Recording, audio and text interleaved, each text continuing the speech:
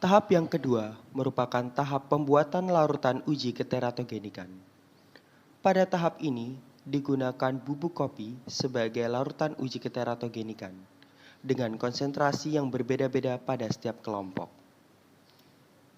Lalu konsentrasi tersebut dikalikan dengan 0,026 sebagai angka konversi ke berat badan mencit, sehingga akan didapatkan nilai konsentrasi tertentu untuk dilakukan pencekokan terhadap mencit. Dalam pencekokan ini digunakan dosis 1% dari total berat badan mencit betina yang dinyatakan hamil tersebut. Tahap pertama adalah tahap pencekokan pada mus-muskulus betina yang telah dinyatakan hamil. Pencekokan ini dilakukan pada hari ke-6 hingga hari ke-11 setelah mus-muskulus betina dinyatakan hamil. Hari ini dipilih dikarenakan pada hari-hari tersebut terjadi proses organogenesis atau pembentukan organ pada fetus mencit. Tahap ketiga, yaitu tahap pembedahan, dilakukan pada mencit betina yang telah dinyatakan hamil dan telah dicekok selama 6 hari. Pembedahan dilakukan pada hari kehamilan ke-18. Ketika pembedahan, dilakukan pengambilan fetus-fetus mencit dan dilakukan perhitungan mortalitas pada fetus-fetus mencit.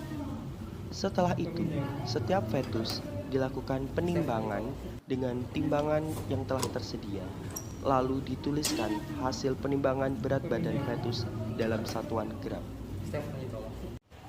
Setelah dilakukan penimbangan pada fetus-fetus mencit, kemudian dilakukan pembiusan dengan kloroform pada fetus mencit. Setelah dilakukan pembiusan, fetus mencit direndam dengan alkohol selama 1 hari. Selanjutnya, fetus-fetus mencit tersebut direndam dengan larutan KOH selama 2 hari. Ketika pergantian 1 ke 2 hari, larutan KOH tersebut, fetus-fetus mencit harus dibedah dan dikeluarkan organ-organnya hingga tersisa kulit dan tulangnya saja. Tahap keempat, yaitu tahap pewarnaan. Tahap pewarnaan pada fetus mencit menggunakan cairan alizarin sebagai pewarna untuk penularan terjadi pada fetus mencit. Fetus-fetus mencit direndam pada larutan alizarin selama kurang lebih 5 hingga 10 menit. Lalu fetus mencit dibilas dengan larutan KOH 2% hingga tersisa sedikit larutan alizarin pada daging-daging atau tulang-tulangnya. Kemudian fetus-fetus mencit direndam dengan larutan KOH gliserin 3:1 selama 1 hari, dilanjutkan dengan KOH gliserin 1:1 selama 1 hari, dan terakhir KOH gliserin 1:3 selama 1 hari.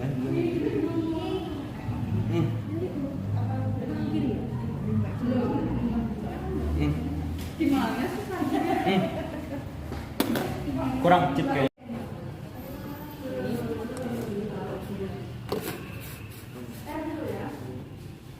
Nah ini kurang Kebanyakan ya? ini itu dari belakang kemana? Paling ya, kurang itu Cari di gini, ini benar-benar gak banyak gitu memang. Bentar ya. Ini tuh kayak agak banyak gitu, jadi tinggal panas gitu. Bentar ya. Ini tuh kayak agak banyak gitu, jadi tinggal panas gitu. Di sela-sela kelingkingnya sih. Udin. Pada tahap kelima, yaitu tahap pergantian larutan. Tahap pergantian larutan dilakukan dengan larutan KOH gliserin. Yang pertama, yaitu KOH gliserin 3:1.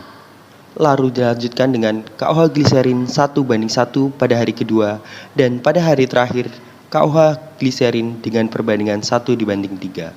Pergantian larutan ini dan konsentrasinya dimaksudkan agar tidak merusak sel-sel pada fetus mencit dan fetus mencit dapat terawetkan dengan sempurna, serta larutan alizarin red yang akan meluruh secara perlahan dan memberikan gambaran penulangan yang jelas sehingga dapat diamati nantinya.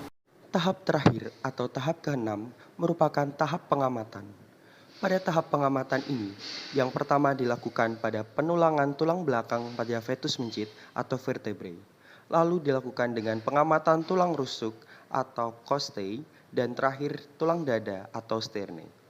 Pada pengamatan malformasi ini, dihitung setiap tulang yang ada pada fetus mencit dan dibandingkan dengan mencit pada perlakuan kontrol. Pada pengamatan malformasi ini, selain jumlah, juga dilakukan pengamatan berupa terbentuknya tulang secara sempurna atau terosifikasi secara sempurna maupun kecacatan-kecacatan tulang lainnya pada fetus mencit. Pengamatan malformasi ini dilakukan dengan mikroskop stereo dan didokumentasikan menggunakan kamera digital.